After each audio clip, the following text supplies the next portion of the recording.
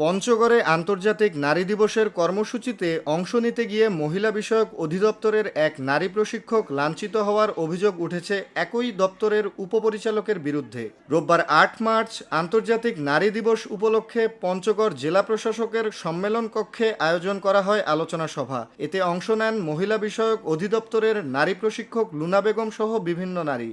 অভিযোগ অনুযায়ী সভা চলাকালে সম্মেলন কক্ষের বাইরে দ্বিতীয় তলার বারান্দায় দায়িত্ব পালন করছিলেন লুনা বেগম। এ সময় পেছন থেকে এসে পঞ্চগড় মহিলা বিষয়ক অধিদপ্তরের উপপরিচালক AKM ওয়াহিদুজ্জামান তার মাথা চেপে ধরে ধাক্কা দেন এবং অশ্লীল ভাষায় গালিগালাজ করেন।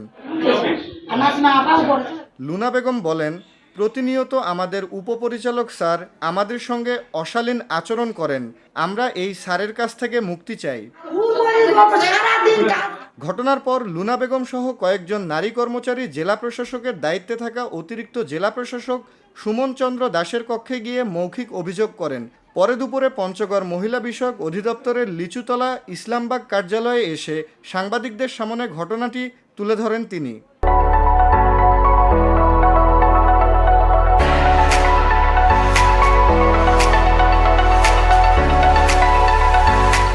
হিসাবরক্ষক সিলভিয়া নাসরিন বলেন, আমাদের ডিডি স্যার অফিসের কর্মচারীদের ব্যক্তিগত কাজ করতে বলেন, আদেশ না মানলে অকথ্য ভাষায় গালিগালাজ করেন। আমরা এই অফিসে তার কাছে নিরাপদ নই। অফিসের প্রশিক্ষক জাকিয়া সুলতানা বলেন, ডিডি স্যার প্রায়ই আমাদের সঙ্গে অশালীন আচরণ করেন এবং নানা অজুহাতে শোকজ ও সার্ভিস বুকে নেতিবাচক মন্তব্য লেখার হুমকি দেন। এদিকে অভিযোগের বিষয় অস্বীকার করেন উপপরিচালক AKM ওয়াহিদুজ্জামান। তবে সাংবাদিকদের উপস্থিতিতে তিনি ক্ষুব্ধ হয়ে হুমকি দেন বলেও অভিযোগ ওঠে। এ সময় তিনি নিজের ব্যবহৃত স্মার্টফোন দিয়ে সাংবাদিকদের ভিডিও ধারণ করেন এবং জেলা প্রশাসক ও পুলিশ সুপারকে ফোন দিয়ে বিষয়টি জানান। ভারপ্রাপ্ত জেলা প্রশাসক সুমন চন্দ্র দাস বলেন, নারী প্রশিক্ষক লুনা বেগম সহ কয়েকজন নারী আমার কক্ষে এসে মৌখিকভাবে অভিযোগ করেছেন। বিষয়টি ঊর্ধ্বতন কর্তৃপক্ষকে জানানোর কথা বলেছি।